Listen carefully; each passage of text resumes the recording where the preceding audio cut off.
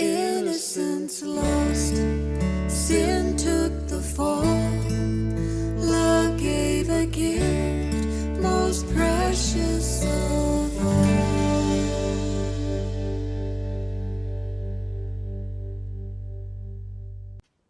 Hey everybody, I'm Heather Thomas Van Deren, and I want to welcome you to the testimony series called What Love Means. Real stories from people just like you. So today, I am in Samson Park, Texas, at Bibles and Bread Ministries, correct? Yes, ma'am. Yes, I got it right. And this is Jody White. He is the pastor of the church. Now, Jody, you haven't always been a pastor. No. And that's why we're here today, because Jody has a story to share about his journey with Jesus. Anybody that comes to know the Lord has a journey with him. Amen, that's right. Well, first of all, Jody, go ahead and just touch on your salvation, because I know you kind of have a unique story about that. Sure.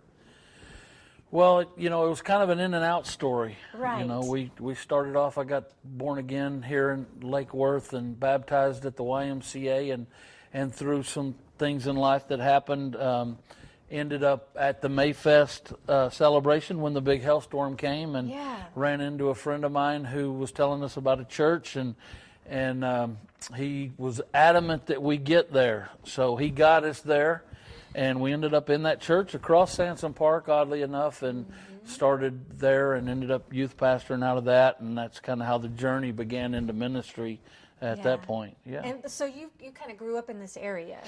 No, I grew up in Arlington, South Arlington, kind of close to Mansfield, down in that, Okay, all right. But then you ended up with your church here in Samson Park. Well, this is where the Lord's always had us. That's exactly right. Yeah. Tell us about that, about the story, about what you shared with me earlier about God speaking to you, about who you would be ministering to.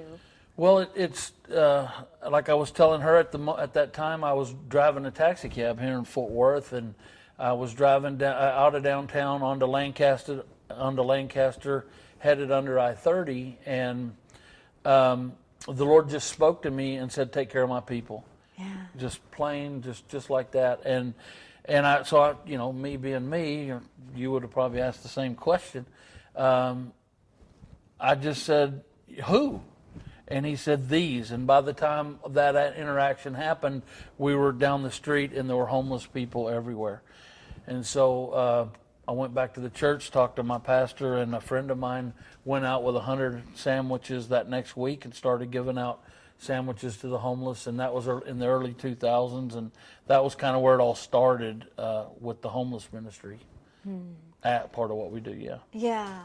Well, so how did God really call you into this? I mean, if we backed up a little bit more, you were a youth pastor at the other church. Yeah. And so how can you tell that he was preparing you? How did you know? Well, I broke my teeth in dealing with kids and training kids and loving on kids, and a lot of the kids that we had were kids that were troubled and things like that. And so as I look back now, I can see that dealing with those kind of kids prepared me for dealing with adults with the same kind of problems. And, our motto is, "What's your story?" And so that's what everybody has a story. And so by looking at those kids, we learn to look beyond who they could be and not just who they are at the moment, I guess, is, so.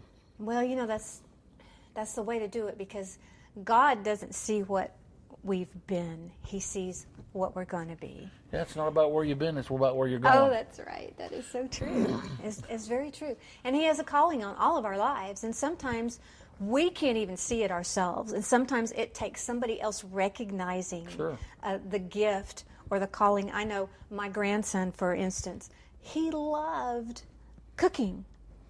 And I told my daughter, I said, that's where you need to nurture him, is in the cooking, because that's what he does. And sometimes it takes other people to see those children as who Christ intends them to be. And then, of course, salvation, they have to walk in that first. And that's what we do. Yeah. We disciple them. Absolutely. Because they depend upon us as adults. Sure. Too. When we were When we first started this particular ministry, we've been traveling oil and gas, doing some of that stuff, and a friend, Chuck and Amita Mays, they run Crossroads Christian Academy. That's where we started in their building. They came to us and said, we think we're supposed to start a church, and we think you're supposed to be the pastor. And so it took a push from somebody else to push me back into the place where God called me to be so many years ago. At that time, I had no inkling that we were going to get back into the streets and do all the homeless stuff, but that's always been who I am and who we are, and that's who we base our ministry around, is people that are in need, helping the physical needs of people, and through that, getting the gospel in. The food and stuff, that's just a tool. It's a tool for us to spread the gospel. But you know what? It's hard to minister to somebody that has a really empty tummy. Certainly, yeah. I'm hungry now. It's hard to do this right now. Well, maybe we can get a bite to eat after this. But, yeah, and it's true, though, because if they have that real basic need, that needs to be met so that they'll be able to focus on what you're trying to tell them. Sure. Jesus met their needs. He met their health needs, their spiritual needs. They were hungry. Remember, they were hungry, and how are we going to feed all these 5,000 people? Yeah. Jesus met all of those needs, and it's important that we do. And I think the church in America needs to get back to that. We need to stop having the government supply all the needs of the people, and the church needs to be the place where we can meet those needs of people's lives. How did you get the name of this church? I have an idea that it's very close to what you were doing as feeding the people, and I'm sure you take them the Bibles. And how did that happen? It kind of didn't. In the very beginning when we started, like I said, I had no plans of this. So we started originally as Sansom Park Community Church. But when I went to the city or the county to get that name before we got the paperwork and all that, he gave me the name Bibles and Bread Ministry, so I actually went to the city and got both names. Because I couldn't figure out at the time where Bibles and Bread fit into anything we were going to do. But I still had the name.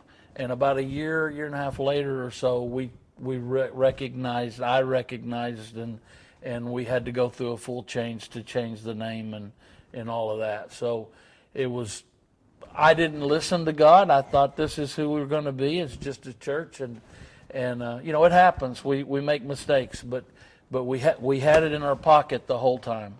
Isn't that something? Yeah. Yeah, God knew. Yeah, He absolutely knew, for sure, yeah. Well, how about giving the address of your church and tell us about when you have your services and stuff, because there may be some people out there that want to reach out and come be ministered to here. We're at 3011 Arrow Lane in Sansom Park. It's kind of behind Olson's Sporting Goods is there, and behind Robert's Cutoff.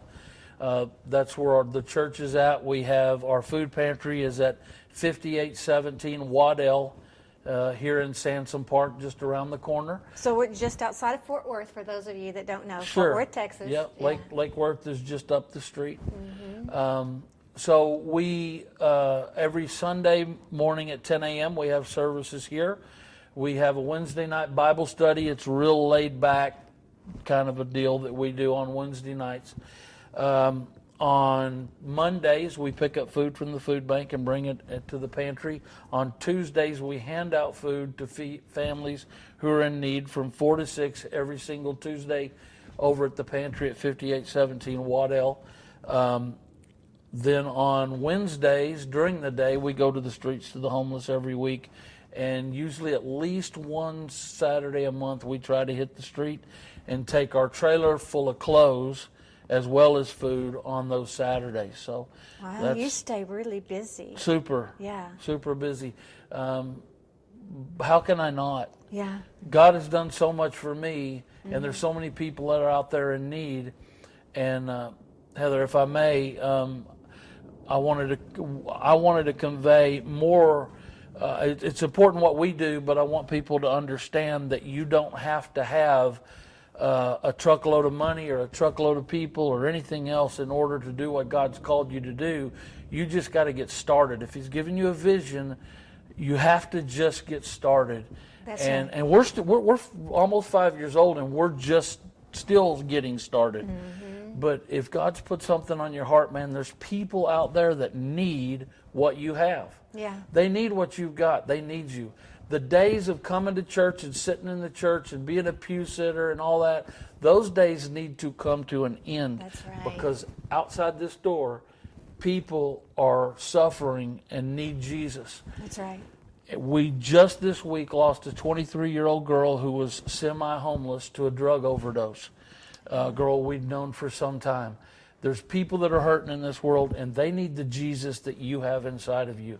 And that's what I hope that you come out of this with, is that you can do it.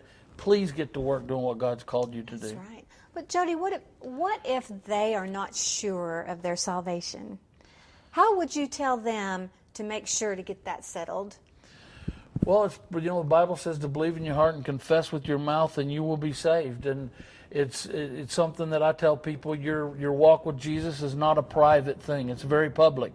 He says, confess with your mouth. Yeah. So first of all, if you haven't met him, man, come visit us. We'll show him to you. Yeah. Second of all, when you do, just begin to love on him, and I promise you'll have that assurance of the truth of who he is and what he has for your life. It's not brain surgery. He made salvation an easy process. That's what I always say. It's Sure. as easy as ABC. Just admit, believe, and confess. That's exactly right. And you confess because you want the whole world to know the change that's been made in your life. That's right, Yeah. and you want to share it with other people, and I can tell you this: true salvation always comes with a change. It does. If you're not seeing change in your life, then you need to check yourself and go to the Lord and growth in the Lord. But if you're beginning to see change, and it takes time, it's a process. It does. You have to learn. Bible study is number one Sure. as far as learning who God is. Yeah, that's right. And then you have to learn how to listen to Him and obey. Hear His voice. Hear that's His right. voice. The still small voice. That's right. And sometimes even a big audible voice. Yeah, sometimes. That's right. That's right. I'm so happy that you allowed us to come so that you could share this. And I really hope that there's somebody out there that maybe they're thinking, man, I've got this ministry in my heart and I really want to do that, but golly, maybe I just needed a pep talk today from Jody White. Well, that's what we want to do. We want to get people in, and we want to train them, and we want to send them out. That's right. Out to go do what God's called them to do. That's my vision. It's not about me. We have many ministries and many churches that sow into us with people and finances from other ministries and stuff so that we can do what we do. Do you have a website? We do, biblesandbread.com. Well, that's easy. Easy enough. Facebook, we're on Facebook as well. We love So, Facebook, yeah. And here's another thing, too. If you are a child of God and you want to do something for the Lord and you want to share with the world, literally the world, on what love means, you can contact me at htvministries.com or email me at countrygirlsings@live.com. And maybe we'll have a chance to interview you as well. Thank you again, Praise the Jody. Lord. Lord bless you. God bless you. Thank you Yeah. so much for coming. Oh, thank you, really. It's We're been very a blessing. blessed to have y'all come Yeah. tell our story. That's right. That's right. We will talk to you guys later. Bye-bye. Lord bless you. Bye-bye. God bless you.